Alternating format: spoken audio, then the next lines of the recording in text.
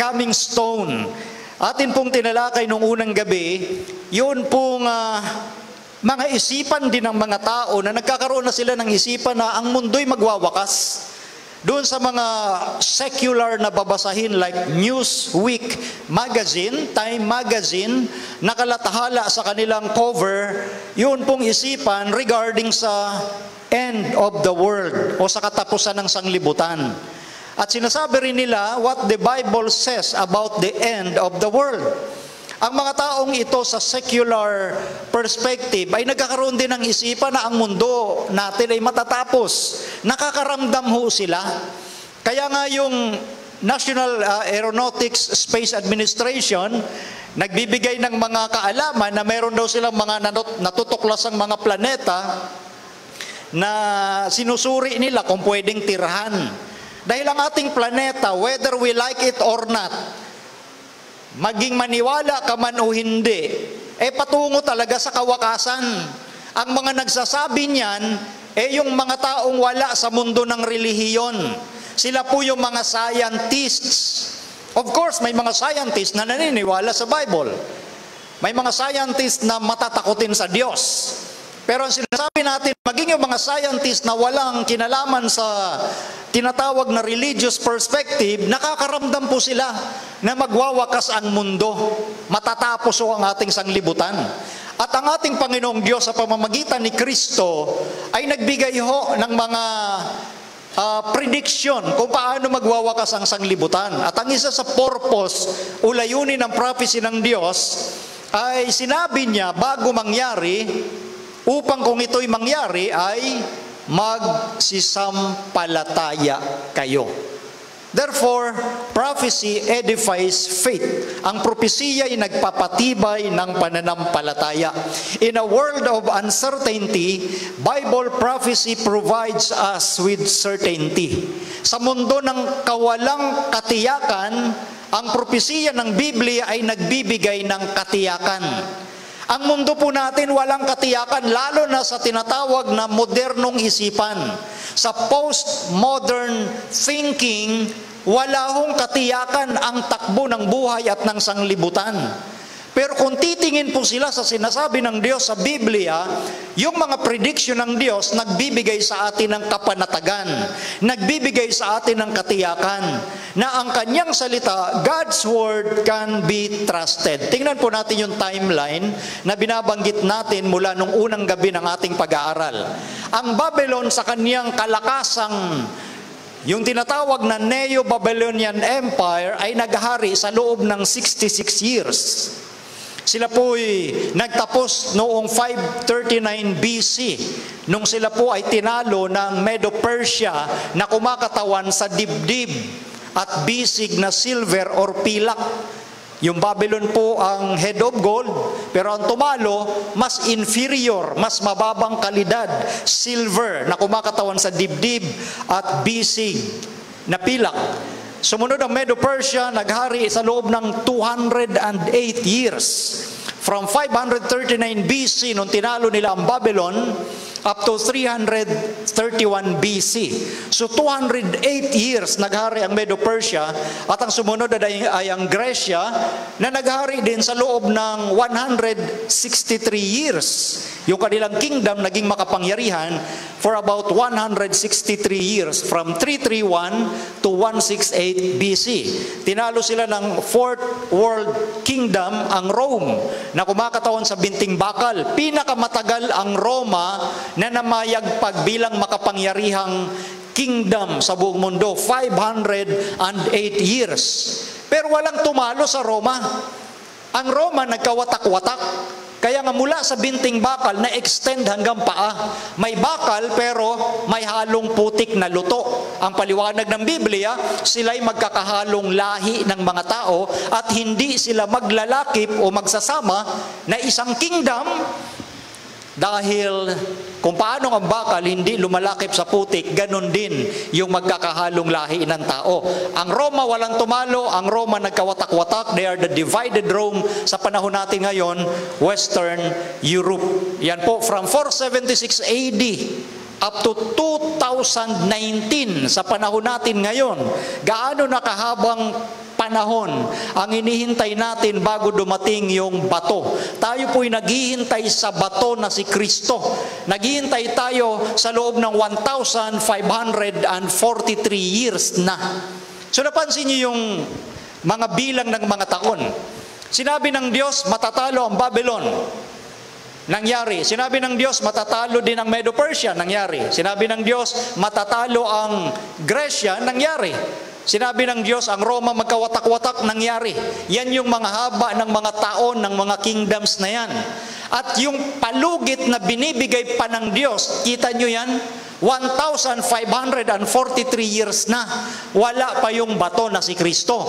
Pero siya ay malapit na at bukas malalaman natin, bukas ng tanghali, kung gaano kalapit yung sinasabi ng Biblia na malapit nang dumating. But the point is, 1,543 years na tayong naghihintay sa bato. Napansin nyo yan mga kapatid, yung mga katuparan ng prophecy? Mas mahaba ngayon yung nakita nating palugit ng Diyos sa sanglibutan. Sobrang haba na ito, magdadalawang-libong taon na. Nung panahon ni Noe, yung baha, 120 years. Yung probation na ginawa ng Diyos para magbago ang mga tao sa panahon ni Noe. Tayo, 1,543 years. Ganon kahaba yung pagpapahinuhod o pasensya ng Diyos. Kaya ngayon, itong bato, the stone that struck the image, yung batong tumama sa malaking larawan, sa dulong bahagi sa paa, ang sabi ng Biblia, naging malaking bundok at pinuno ang buong lupa. Meaning, maghahari yung batong yon. Walang iba kundi ang kaharian ng ating Panginoon. Yun na lang ang atin pong hinihintay. At ang sabi sa Tito 2:13, ito po yung itinuturing na pag-asa ng mga alagad ng Diyos, na hintayin niya ang mapalad na pag-asa at ang pagpapakita ng kaluwalhatian ng ating dakilang Diyos at tagapagligtas na si Jesucristo.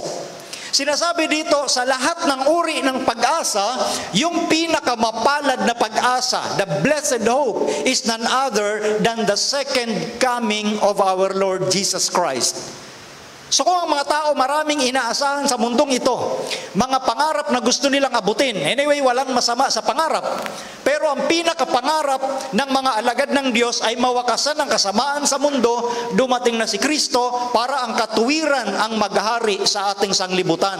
Ang Diyos ng pag-ibig, ang Diyos na nagbibigay ng mga pagpapala, ng kaligayahan, ang gusto ng mga alagad na mangyari na. Ibang pag-asa ang inaasahan ng maraming mga tao ngayon. May kani-kaniya silang inaasahang pag-asa.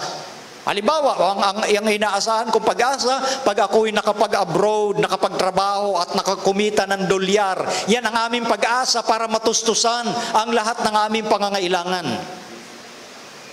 May mga umaasa na makapagtapos ako ng aking pag-aaral upang ako'y makatulong din naman sa aking pamilya. Maganda yon, yung mga pangarap na yon.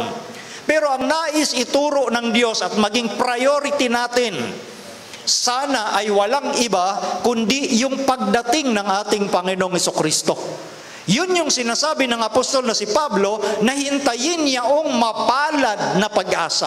The blessed hope. Wala nang iba pag-asa na dapat nating asahan kundi ang pagpapakita ng ating dakilang Diyos. Dahil lahat ng magaganda nating pangarap sa mundo, mas higit pa dyan na kaligayahan ang ating makakamtan pag dumating ang ating Panginoon. Kaya nga sa Biblia, isa sa bawat 25 mga talata ay nagsasabi tungkol sa ikalawang pagparito ni Kristo. Can you imagine? 1 out of every 25 verses is related to the second coming. Sa New Testament, bawat 25 na verses, isa dyan ang nagsasabi tungkol sa pagparito ni Kristo. Kaya ganon ka tindi ang pagpapahayag ng mga alagad nung kanyang ikalawang pagparito, na ngayon ay binabaliwala ng maraming Kristiyano. Akala ng maraming ngayon, ang mundo natin magtatagal, mananatili itong ganito. Pero sa Biblia, hindi ho ganun ang sinasabi. Ang ating Panginoong Jesucristo mismo nagbigay ng kanyang pangako na mababasa natin sa Juan 14 mula 1 hanggang 3. Ang sabi po rito, huwag magulumihanan ang inyong puso. Magsisampalataya kayo sa Diyos, magsisampalataya naman kayo sa akin. Sa bahay ng aking Ama ay maraming tahanan. Kung di gayon, ay sinabi ko sana sa inyo, sapagkat ako'y paroroon upang ipaghanda ko kayo ng dakong kalalagyan. At kung ako'y pumaroon at kayo'y maipaghanda ng kalalagyan, ay muling paririto ako at kayo'y tatanggapin ko sa aking sarili upang kung saan ako naroroon, kayo naman ay dumuon. Yan mismo ang nangako ay walang iba kundi ang ating Panginoong Hesukristo. Siya ay nagbibigay ng kapanatagan sa mga nalulungkot na puso ng mga alagad. Sinasabi niya, ako'y paroroon upang ipaghanda ko kayo, yung mga alagad. Ipaghanda ko kayo ng dakong kalalagyan. At kung ako'y makaparoon, ay muling paririto ako. I will come again. Hindi ho nagpapaliban ng pangako ang ating Panginoon. Lahat ng sinabi niya, tinutupad niya. At napansin niyo, 1,543 years after sa katuparan ng prophecy sa divided Rome, napakahaba ng palugit at panahon na binibigay ng Diyos sa mundo para magbago. 1,443 years na matapos mangyari ang pagkawatak-watak ng Roma. Ang pangako ni Kristo ay tiyak, certain. Ito yung sinasabi kanina, ang Biblia nagbibigay ng katiyakan. Dahil si Kristo mismo ang nagsasalita, tiyak yung kanyang pagdating. At sinasabi nga ni Pablo, doon sa gabi-gabi nating pag-aaral, lalo na doon sa topic natin regarding sa Antichrist and the leopard-like beast, alam ni Satan na kaunting panahon na lamang meron siya. Alam niya na darating si Kristo. Alam din natin na darating si Kristo. Malapit nang dumating si Kristo, alam ni Satan yun. Alam din natin na malapit nang dumating si Kristo. Pero meron tayong pagkakaiba kay Satanas at sa mga alagad ni Jesus. Pinananabikan ng mga alagad ang pagdating ni Kristo. Si Satanas, kinatatakutan niya ang pagdating ni Kristo. Alam lang niyang darating, alam din nating darating. Pero ang tunay na mga alagad ni Kristo nananabik. Si Satan natatakot dahil katapusan na niya yon. So tiyak yung kanyang pagdating. Kung si General Douglas MacArthur nung Second World War, alam na alam natin yung pamosong pangako niya, I shall return, sabi niya sa mga sundalong Pilipino. Isang Amerikano nangako, isang general ng mga sundalong Amerikano nangako sa mga Pilipino dahil nalungkot ang mga Pilipino, bakit aalis si General MacArthur sa panahon ng gyera, sa panahon ng Hapon. Nangako si General Douglas MacArthur, I shall return. Yung kanyang pangako, siyempre, walang katiyakan ang mga tao. Sinasabi nga, promises are made to be broken. Pero tinupad ni General MacArthur yung kanyang pangakong pagbalik. Tinupad niya. Tao lang yon. How much more ang ating Panginoon? Ang ginamit niyang salita, I will. Hindi lang I shall. I will. Nandoon yung katiyakan. Nandoon yung pagdidiin na yung sinabi ko, gagawin ko. Ipaghahanda ko kayo ng dakong kalalagyan at babalik ako upang tanggapin ko kayo sa aking sarili para kung saan ako naroon, kayo din ay dumuon. Kaya alam ni Satan, kaya ang gagawin niya, nandito na yung tinatawag na deception. Huwag kayong padaya kanino man, sa anumang paraan. Sapagkat ito'y hindi darating, maliban ng dumating mula ang pagtaliwakas. Ano sabi ng apostol na si Pablo? Yung warning niya, let no man deceive you in any manner. Huwag daw kayong padaya kanino man sa anumang paraan, sapagkat ito'y hindi darating. Ano yung ito'y hindi darating? Yung second coming. Meaning, hindi mauuna yung second coming, meron mo nang mangyayaring pagtaliwakas. Falling away. Tinalakay natin yan. Yung falling away, yan po yung apostasya. Apostasy sa English. Ito yung pagtalikod ng mga tao sa Diyos. Ang problema, hindi alam ng mga mananampalataya na nakatalikod sila sa Diyos dahil sila din naman ay nagsasabing mananampalataya sila ng Diyos. And that is the very essence of deception. Yung akala mo'y sumasamba ka sa Diyos, yun pala nakatalikod ka na sa Diyos dahil ibang katuruan ang sinundan mo. Ito ay gawa ng taong makasalanan, ang anak ng kapahamakan. Tinalakay natin yan regarding sa papacy. The doctrine, the system of the papacy na nagtuturo ng pag-aangkin ng lugar ng Diyos kanyang inangkin. At maraming taong naniwala.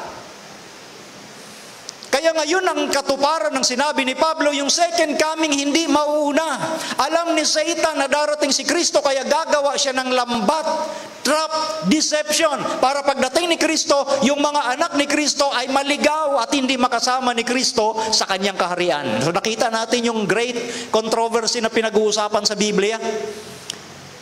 Kaya nga paulit-ulit na sinasabi sa ating paksa, dalawang grupo lang ang nandito sa mundo. Yung sasamba sa Diyos at sasamba sa hayop. Hindi maraming grupo. Iba-iba lang relihiyon, iba't ibang samahan sa Christianity, pero iisang grupo o kabilang grupo ang patutunguhan, langit o impyerno. Kaya nga ang atin pong dapat tingnan kung ano lang ang sinabi ng Diyos. Ito pong Antichrist na ito, sumasalangsang nagmamataas laban sa lahat na tinatawag na Diyos o sinasamba, ano pat siya'y nauupo sa templo ng Diyos na siya'y nagtatanyag sa kanyang sarili na tulad sa Diyos. Kaya marami ang nadaya, tinanggap ang frontman ni Satan, ang leopard-like beast, ang little horn, the beast, the first beast of Revelation 13. Yan yung pagtaliwakas. Bago dumating si Kristo, may mangyayaring pagtaliwakas. Yan ang mga pinag-aralan natin noong mga naunang gabi. At ito na nga po yung huli sa pangalawang topic natin, ang detalye sa the coming stone, yung bato na tumama sa Daniel chapter 2 doon sa paa ng malaking larawan. Kaya si Kristo, sinabi niya rin sa kanyang mga alagad yung matinding pagbibigay ng warning. Matthew 24 verse 4, at sumagot si Jesus at sinabi sa kanila, mag-ingat kayo na huwag kayong mailigaw ni numan. Ang laban dito mga kaibigan, mga kapatid, ay psychological battle. Psychological warfare. Yung tipong iisipin mo, kami mananampalataya ng Diyos, nag-aalleluya kami, nagpe-praise the Lord kami. Pero hindi nila alam, sila po'y nadaya na pala ng kaaway. Dahil marami ang paririto sa pangalan ni Kristo. Mag-aangking sila si Jesus at ililigaw ang marami. Kaya sana huwag tayo magtaka bakit ang daming relihiyon. Bakit maraming nag-aagawan sa pangalan ni Jesus, sa pangalan ng Diyos? Dahil nga, yan ay katuparan ng prophecy. Sinabi ni Kristo, marami ang magsisiparito sa aking pangalan at ililigaw ay kaunti. Ganun ba yon?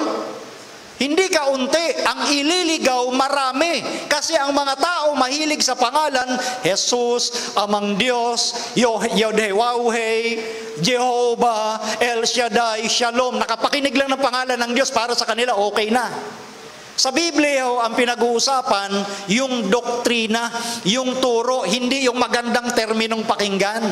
Kundi kung anong sinasabi ng Biblia, sapagkat si Kristo, pag nagturo, very realistic, pragmatic, practical. Kung ikaw ay umiibig sa Diyos, natural, susunod ka dapat sa kanyang mga utos. That is pragmatic. Pero maraming mga Kristiyanong sinasabi, naghihintay din kami sa darating na Kristo, pero ayaw sumunod sa 10 utos, ayaw sumunod sa sabat ng Diyos. Hindi realistic yan. Pag ikay totoong umiibig sa Diyos, hindi mo itatakwil ang 10 utos, lalo na ang sabat, ikapitong araw na Sabado. So yan yung pagtaliwakas. Naghihintay lang tayo ng second coming, pero hindi natin inaalam ano ba yung nangyayari ngayon bago yung second coming. Lahat ng nangyayari ngayon sa mundo ng relihiyon, gawa ni Satanas, pagtaliwakas, falling away, pagtalikod sa Diyos. Pero ang masaklap, akala mo, sumasamba ka pa rin sa Diyos, ngunit nakatalikod ka na pala sa Diyos. Ito po yung ginagawa ni Satan sa atin pong panahon. Kaya sa mga totoong naghihintay kay Kristo, sila'y magiging maingat sa kanila pong iniisip. Mamaya, babalikan pa ho natin yan. Pag sinabi ko kasing deceit, sabi ng Webster, although alam natin, meron na tayong paunang kaalaman dyan. Gusto ko lang basahin itong sinabi ni Webster ng definition ng deceit. Number 1, any declaration, artifice, or practice which misleads another or causes him to believe what is false. Kapag pinaniwala mo ang tao kung ano ang kamalian o kasinungalingan, deceit yun. Number 2, the leading of another person to believe what is false or not to believe what is true, and thus to ensnare him. Kapag pinaniwala mo ang tao na paniwalaan ng mali at hindi paniwalaan ng tama, yan po ay pandaraya. Alam natin yung very basic ng deception. Pero ang essence ng deception, merong 3 kategorya. Although naipaliwanag na natin nung nakaraang gabi, ang essence ng deception ay parang yung tulog ka. Kapag tulog ka, hindi mo alam na natutulog ka. Kasi tulog ka nga. Pero pag nagising ka, alam mong galing ka sa pagkatulog. Ganon ang deception. Ngayon, mayroon at least 3 categories of deception. Number 1, intentional deception. Number 2, unintentional. And number 3, self-deception. Yung number 1, gawa ni Satanas yan, intentional. Yung number 2, ito po yung mga anak ng Diyos na nasa iba't ibang samahan ng pananampalataya. Yung tinatawagan sa Revelation 18 na magsilabas kayo sa Kanya, bayan ko, upang huwag kayong maramay sa Kanyang kasalanan at huwag kayong magsitanggap ng Kanyang salot. Sila po yung mga nadaya, pero unintentional. Sila po yung sa puso nila, gusto nilang sambahin ng Diyos. Sila yung sinasabi ni Kristo sa John 10:16, meron akong mga tupa na wala pa sa kulungang ito. Kaya maraming mga anak ang Diyos sa iba't ibang samahan ng pananampalataya. Maraming mga anak ang Diyos sa Roman Catholic, sa Born Again, sa Baptist, sa Mormon, so on and so forth, maging sa Islam. May mga anak ang Diyos dyan na tunay. Hindi lang nila alam na nandoon sila sa maling aral. Kaya nga ang ating ginagawa ay hindi para humatol. Paulit-ulit nating sinasabi, lalo na sa mga masasela nating topic regarding sa Antichrist, sa leopard-like beast, hindi ang ating inaatake ay ang mga personal na tao. Dahil may mga anak ang Diyos sa iba't ibang samahan ng pananampalataya. Hindi lang nila alam na sila'y nadadaya. Unintentional deception ang tawag doon. Kaya ang ating itinuturo, comparative study, doktrina.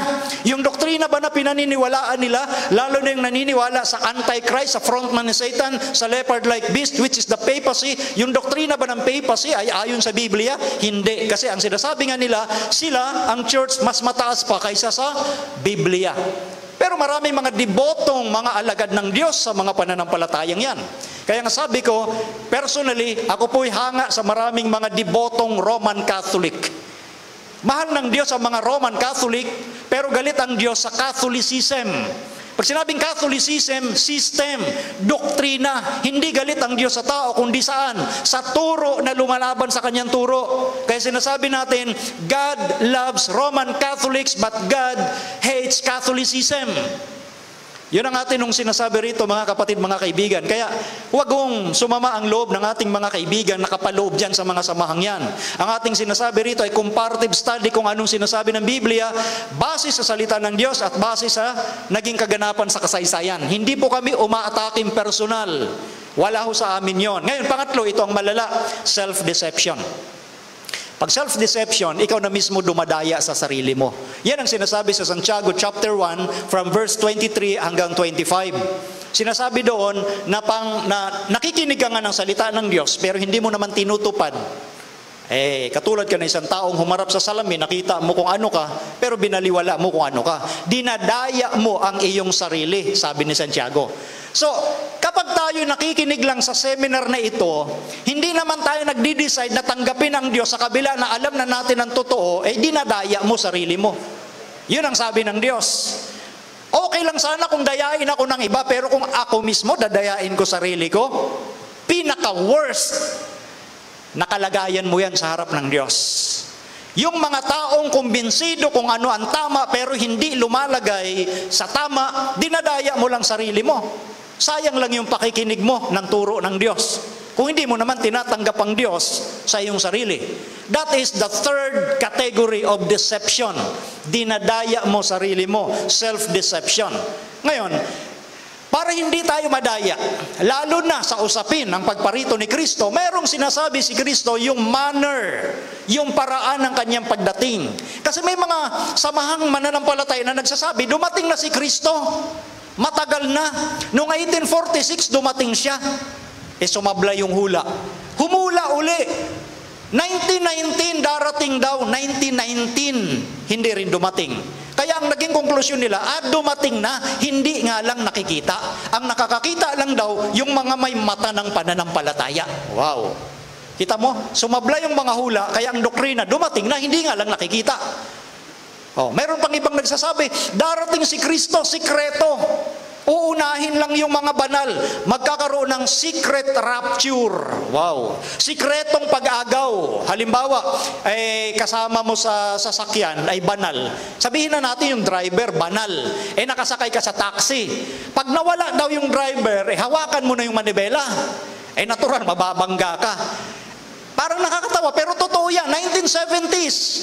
Gumawa ng tinatawag na bumper sticker ng mga sasakyan. Kasi ang nagpasikat ng Turing yan, si Hal Lindsey. Yung Secret Rapture, pinasikat niya yan. Sa libro niya na The Late Great Planet Earth. Kaya lumabas yung mga bumper stickers ng sasakyan. If the driver disappears, grab the wheel. Pag nawala daw driver, hawakan mo na manibela.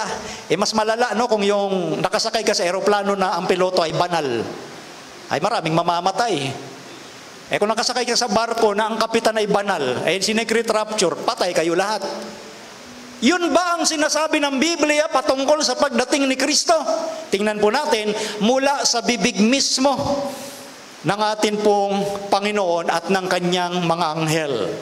Sabi sa Gawa 1:9, ito po yung tagpo na aakyat na si Kristo sa langit.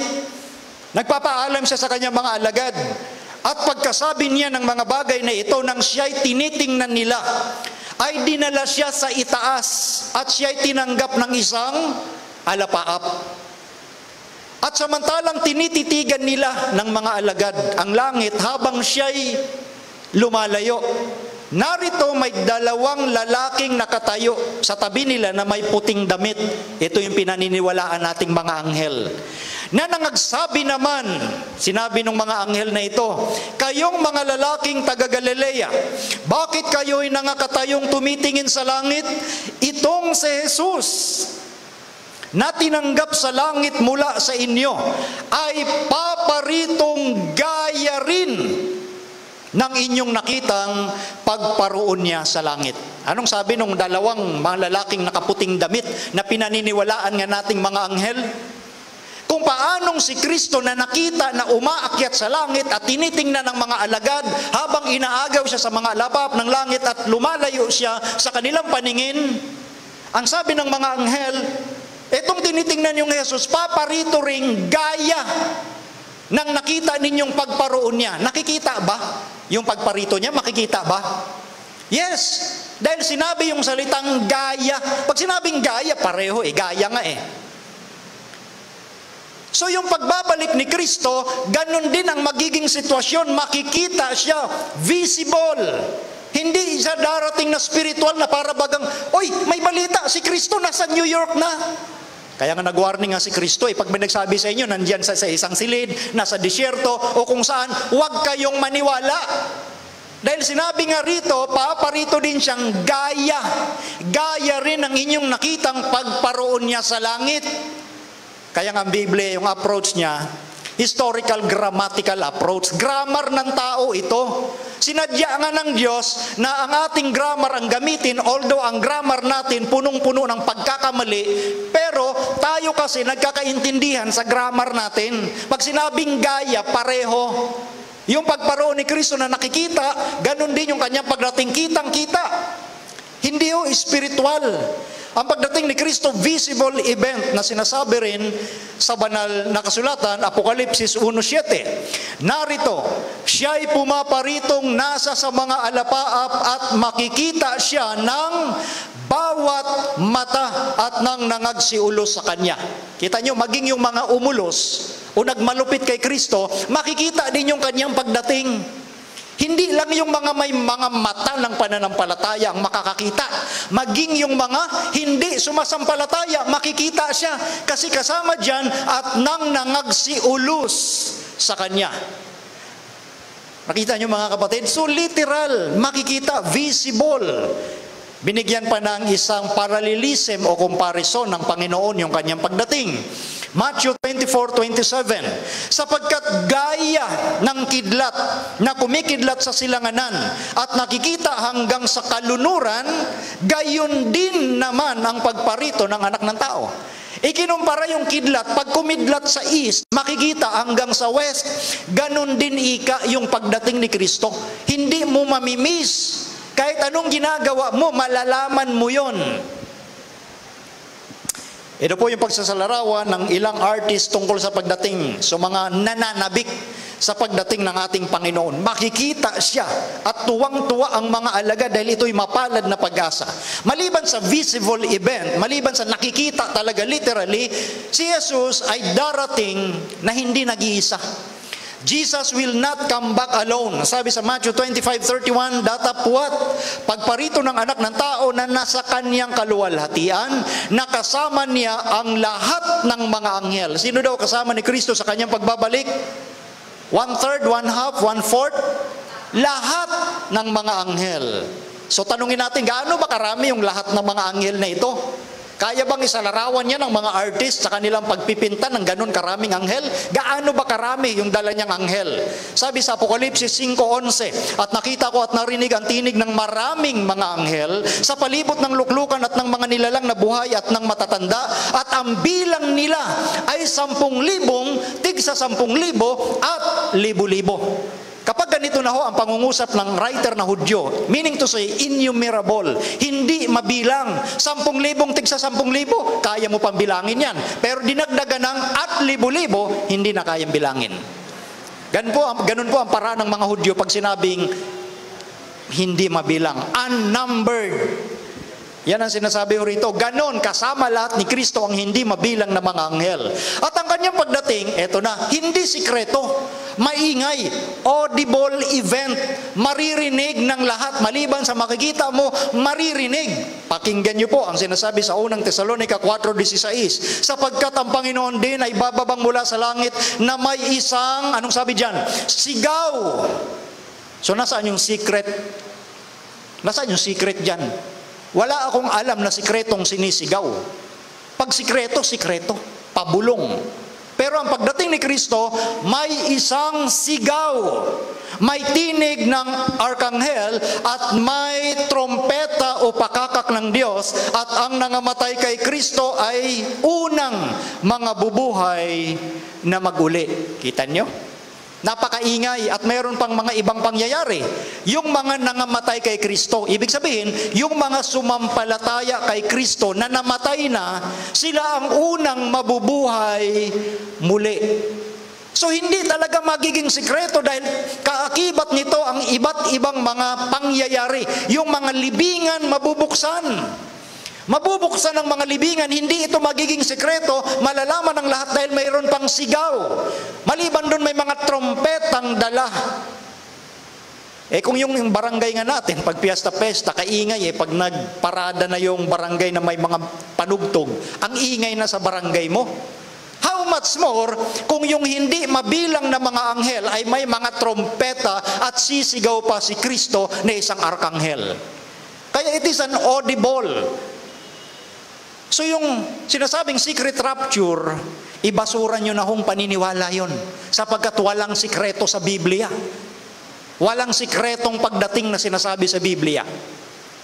At ang sabi rito, pakinggan nyo yung binasa natin at pinag-aralan noong victory over death ang ating topic sa John 5:28-29, sabi naman ni Juan, huwag ninyong ipanggilalas ito sapagkat dumarating ang oras na ang lahat ng nanga sa libingan ay makaririnig ng kanyang, ano sabi?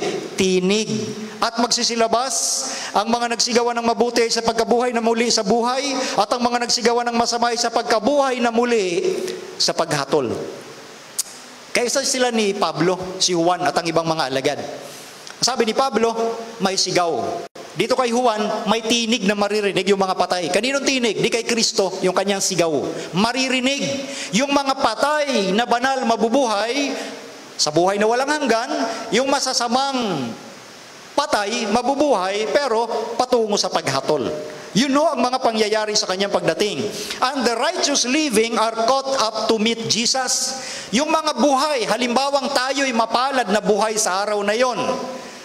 Ang mga buhay na banal, kasabay na aagawin nung mga patay na binuhay para salubungin ang ating Panginoon sa hangin. Ang sabi rito sa unang Tesalonica 4:17, kung magkagayoy tayong nangabubuhay na nangatitira ay aagawing kasama nila sa mga alapaap upang salubungin ang Panginoon saan?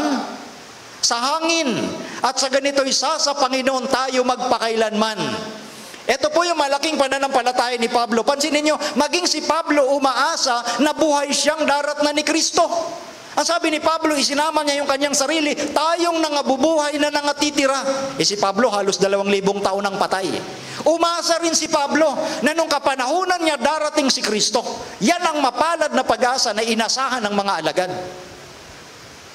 At sabay-sabay sasalubungin. Napakagandang tanawin yan, mga kapatid. Lalo na, kung hindi lang tanawin, dapat kasama tayo dyan. Sabay-sabay, nasasalubong kay Kristo saan? Alapaap. Sa alapaap ng langit. Kaya nga sabi ni Kristo, pag may nagsabing nariyan ng Kristo nasa silid o nasa disyerto, huwag kayong magsilabas. Dahil hindi naman paroroon si Kristo sa mga disyerto. Hindi siya pupunta ng Amerika, hindi siya pupunta ng New York o Europe. Sasalubungin sa saan? Sa hangin. Ikaw mismo kusang lulutang patungo ron kung ikaw ay ligtas. Sabi ng mga pilosopo, hindi kakapit na lang ako sa banal. Habang umaakyat sila sa langit, kakapit ako. Hindi ka pwedeng makakapit. Nung panahon ni Noe, nung sinaraduhan na yung arka, yung mga masasama, gustong pumasok sa arka, kumakapit sila sa arka. Hinampas sila ng mga alon, ng mga batong nagliliparan, yung mga kahoy, dilaglag din sila. Ang maliligtas lang at nangaakyat sa alapaap, yung ligtas. Hindi ka makakasama pag hindi ka ligtas. Walang easy entry sa panahong yun. Kaya ang kaligtasan, biyaya, libre naman yun ngayon mo tanggapin. Hindi doon sa panahon na kung saan nandyan na yung kaganapan. Lalo na yung mga nag-iisip na sa panahong yan, saka na lang ako magbabait. Hindi pwede, hindi mangyayari yun. Impractical yung iniisip o sinasabi ng iba. Sa mga atleta, walang nananalong athlete pag hindi dumaan sa training. Naniniwala ho kayo doon? Dapat maniwala kayo. Pag hindi, wala. Si Manny Pacquiao, hindi mananalo kung magti-training siya sa panahon mismo ng laban. Walang sino mga atleta, kahit sa basketball, na hindi magti-training at aasa kang mananalo sa kalaban mo. Kinakailangan ng matinding training. At yan ang sinasabi ni Pablo, ngayon pa lang, tinitraining na natin ang ating mga sarili. Dinidisiplina.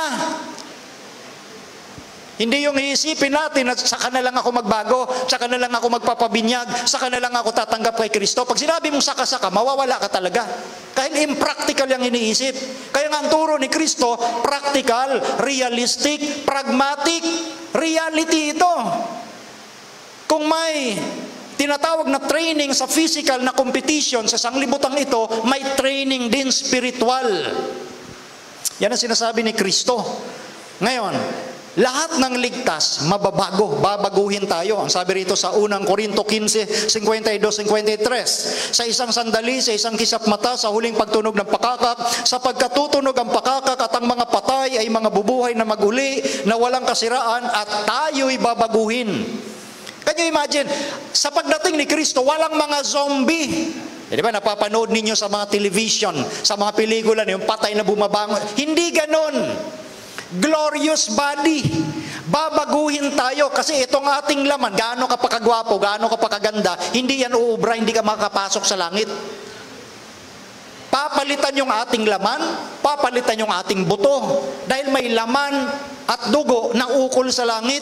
Itong kasalukuyan natin, gaano ka man kagwapo, gaano ka man kaganda, hindi yan pang langit. Papalitan yan kung ligtas ka na. Ang laman mo ay magiging tulad sa isang sanggol, mas maganda pa. Yun ang sinasabi ng Biblia, glorified or glorious body. Tayong lahat babaguhin, walang kasiraan. Sapagkat kinakailangan na itong may kasiraan, magbihis ng walang kasiraan. Itong corruptible, magbihis ng incorruptible. At itong may kamatayan, ating mortal bodies, ay magbihis ng walang kamatayan, immortality. Sa pagdating ni Kristo, gaya ng ating topic sa victory over death, doon pa lang natin tatanggapin ang immortality of the soul, yung kawalang kamatayan. Dahil tayo ngayon mga mortal pa. Kaya ngayon turo regarding sa immortality of the soul, na kapag namatay ang tao, yung kanyang kaluluwang separate conscious entity, babalik daw sa Diyos, yung may malay pa sa Diyos kung banal, sa impyerno kung masama. That is immortality of the soul. Ang immortality ay hindi nakukuha sa panahon ng kamatayan. Ang immortality ayon sa Biblia ay makakamit kung ikay sumampalataya kay Kristo at ibibigay niya yan sa kanyang pagdating. Yung buhay na walang katapusan, walang kamatayan, immortality. Sa panahon ni Kristo natin tatanggapin yan. So, ito po ang sabi ng apostol na si Pedro sa New King James Version, 1 Peter chapter 4 verse 7, but the end of all things is at hand. Therefore, be serious and watchful in your prayers. Nasabi po ng isang alagad, malapit na magwakas ang mga bagay. Kaya tayo'y maging mga sober. Sa ibang salin ay sober or serious. Ano ba ibig sabihin sa original na salita nang naisaling sober or serious? Ito po ay galing sa original na salitang Grego na sopronio. Pag sinabing sopronio, to be of sound mind, to use sound judgment, to be self-disciplined. Meron kang disiplina. Hindi yung kahit ano gusto mo, hindi yung kahit ano gagawin mo, hindi yung kahit ano kakainin mo, hindi yung kahit ano ibibihis mo. May disiplina ka dahil kinakailangang makita sa iyo yung larawan ng Panginoon. Sa buhay mo, sa pananamit mo, sa pananalita mo, sa lahat, dapat maging watchful ka kung ikaw ay nag-aanda sa pagdating ni Kristo. Dapat kang maging serious-minded, dapat kang maging sober-minded, dapat meron kang tamang isipan, sound mind. Ang isip natin ay nakapatungkol sa karakter ng ating Panginoong Jesucristo. The Bible is telling us to watch for something. The question is for what? Ang sabi ni Kristo, Matthew 24:30, at kung magkagayoy lilitaw ang tanda ng anak ng tao sa langit, at kung magkagayoy magsisitaguhoy ang lahat ng mga angkan sa lupa, at mga kikita nila ang anak ng taong napariritong suma sa mga alapaap ng langit na may kapangyarihan at dakilang kaluwalhatian. Napansin niyo po, sa pagdating ni Kristo, siya'y suma sa mga alapaap. Nung nasa bundok ng Olibo siya, tinitingnan ng mga alagad, inagaw siya ng alapaap papunta sa langit. Sa pagdating din ni Kristo, ganun din, nakasakay siya sa mga alapaap at merong mga tanda. Kaya kinakailangan be watchful, maging mapagmatsyag doon sa mga tanda bago siya dumating. Kaya yung mga tanda, bukas natin pag-aaralan. Kasi yung mga sinasabi ng marami nga, of course, sabi rin ng Bible, malapit na siyang dumating. Kaya yung iba nag-iisip, 2,000 taon na lumipas, malapit pa rin. Hindi nila naiintindihan na may sinasabi si Kristong mga tanda, be watchful. Meron muna mga event na dapat mangyari bago yung kanyang pagdating. Kaya yung mga taong nag-iisip, ang tagal naman, sabi sa Biblia, malapit. Hindi ka kasi nagbabantay ng tanda. Kaya naiinip ka. At bukod doon, wala kang ginagawa, kaya ka naiinip. Gano'n naman, di ba? Practicality. Pag wala tayong ginagawa, nakakainip. Ang tagal ng oras lumipas. Kasi wala kang ginagawa. Pero pag ikaw ay busy, sasabihin mo, ang bilis naman ng mga araw. Practical ho yun. Kahit sa amin trabaho, nabibilisan ako sa araw. Kasi busy kami sa aming ginagawa. Busy kami sa aming trabaho. Gusto ko mag-extend pa ng oras sa maghapon. Kaya lang hindi pwede. Meron tayong end time prophecy. Ibig sabihin, busy ka, kaya para sa iyo, ang bilis ng oras. Pero doon sa mga walang ginagawa na mga Kristiyano, nakakainip. Sabi ni Kristo, darating tapos wala. Kita mo pagin si Kristo, sinabihan para pang mapagpaliban ng Panginoon. Nagkakaroon tuloy ng doubt o pagdududa. Kaya sinasabi ni Kristo, be watchful. Meron akong signs. Tingnan nyo yung mga signs na sinasabi ko, at kapag nakita nyo yan, ikaw mismo magsasabi, nasa mga pintuan na nga. Kaya bukas po, titingnan po natin yung mga signs. Ito ang comparison ni Kristo. Matthew 24:37 to 39. At kung paano ang mga araw ni Noe, gayon din naman ang pagparito ng anak ng tao. Napansin niyo po yung parallelism o comparison? Kung paano yung araw ni Noe, gayon din. Pag sinabing gayon din, pareho. Pareho yung mga pangyayari or event, yung mga principle ng tao ay pareho. May mga tao kasing nag-iisip na mayroon pang second chance. Ano daw? May second chance. Pagdating ni Kristo, hindi katapusan ng lahat. Yung mga hindi nakarinig ika ng pabalita tungkol sa Ebanghelyo, mapapangaralan sa loob ng 1,000 years. Second chance theory. Kita mo kung gaano ang kaaway talaga na sinasabi ni Pablo pagtaliwakas, pati second chance. Kung may second chance, kung totoo palang second chance, dapat si Brother Melvin di muna mangaral. May second chance pa pala di magpapakasarap na lang muna tayo kasi may second chance pa naman. Hindi tamang isipan ng second chance, kaya binabasa natin ito. Babasahin natin uli. Kung paano ang mga araw ni Noe, gayon din naman ang pagparito ng anak ng tao, sapagkat gaya ng mga araw bago nagkagunaw, sila'y nagsikain at nagsisiinom, at nangag-aasawa at pinapag-aasawa hanggang sa araw na pumasok si Noe sa daong. At hindi nila nalalaman hanggang sa dumating ang paggunaw at sila'y, anong sabi? Tinangay na lahat. Ay gayon din naman ang pagparito ng anak ng tao. Nasaan ang second chance? Itinulad na nung panahon ni Noe. Kaya nga sinasabi natin, tunay yung pangyayari nung tinatawag na worldwide flood. Totoong nangyari ang gunaw sa buong mundo dahil si Kristo mismo may sabi. Kung paano sa panahon ni Noe, ang priority ng mga tao ay feasting, pagkain, pag-inom. Nakafocus sila sa kain, inom, kain, inom. Yung pag-aasawa, walang masama dahil utos naman yan ng Diyos. Pero ang pinag-uusapan dito, yung mga maling priority ng pag-aasawa, mga maling priority na ginagawa. Kung paano nung araw ni Noe, gayon din ang mangyayari sa pagdating ng anak ng tao, sila'y tinangay na lahat.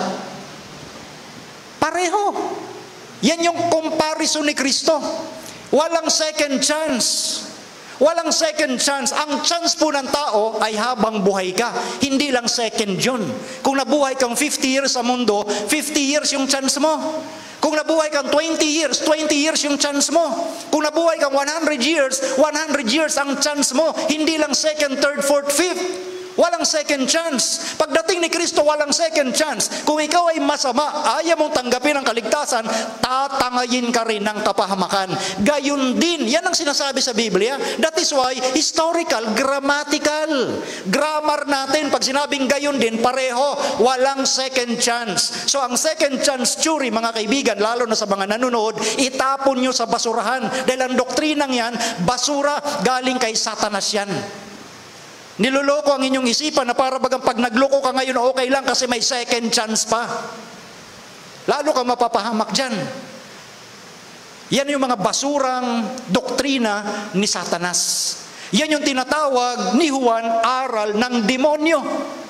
Kaya ang inaatake natin dito yung aral ng kaaway, hindi yung mga tao.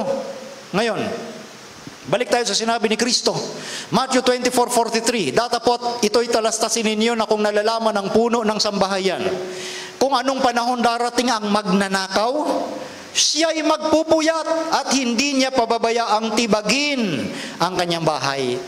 Another practical or realistic situation. Realistic ito. Pag alam mong mayroong darating na magnanakaw, sabihin natin, ang ganda ng intel mo. Mayroon kang intelligence, ginagastusan mo. May magnanakaw sa'yo. So, anong gagawin mo? Magpupuyat, paghandaan yung darating na magnanakaw. Realistic ang sinasabi ni Kristo.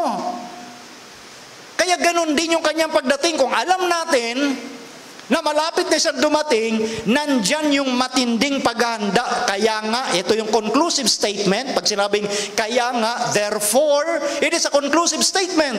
Kaya nga, kayo'y magsihanda naman, sapagkat paririto ang anak ng tao sa oras na hindi ninyo iniisip. Yung problema sa mga tao, kung paano nung panahon ni Noe, na wala na silang pakialam. Iba ang kanilang priority. Ganun pa rin naman hanggang ngayon eh. Hindi, nakikita natin yun. Ganun pa rin kahit sa mga nagsasabing Kristiyano, mga professed Christians, so sabihin na natin, kahit sa mga Seventh-day Adventists, ganun din eh. Wala namang pinag-iba eh. Kaya nga kung gusto natin maging handa sa pagdating ni Kristo, maging seryoso tayo sa pananampalataya natin. Hindi yung pagmaluwag lang yung sitwasyon mo, tsaka ka makikisangkot sa gawain. Pag hindi na maluwag, isa ka na lang muna. Ganon din. Kaya nga tayo'y magsipaghanda. Ngayon, when quickly is quickly. Gaano kabilis yung sinabing mabilis? Gaano kalapit yung sinabing malapit? Sabi ng Biblia, very near. Meron tayong signs na pag-aaralan bukas. At ang katiyakan na sinabi ni Kristo, gaya ng sinabi sa Daniel chapter 2, sinabi ng Revelation, dahil ang Daniel and Revelation ay itinuturing na kambal na aklat ng propesiya. Ang kaharian ng sanglibutan ay naging sa ating Panginoon at sa Kanyang Kristo. At siya'y maghahari magpakailan-kailanman. Ang kaharian ng sanglibutan, lalo na si tinalakay natin kagabi, the end-time powerful nation, lahat ng yan, mawawasak sa pagdating ni Kristo. Ang kaharian ni Kristo ang siyang maghahari ng walang katapusan.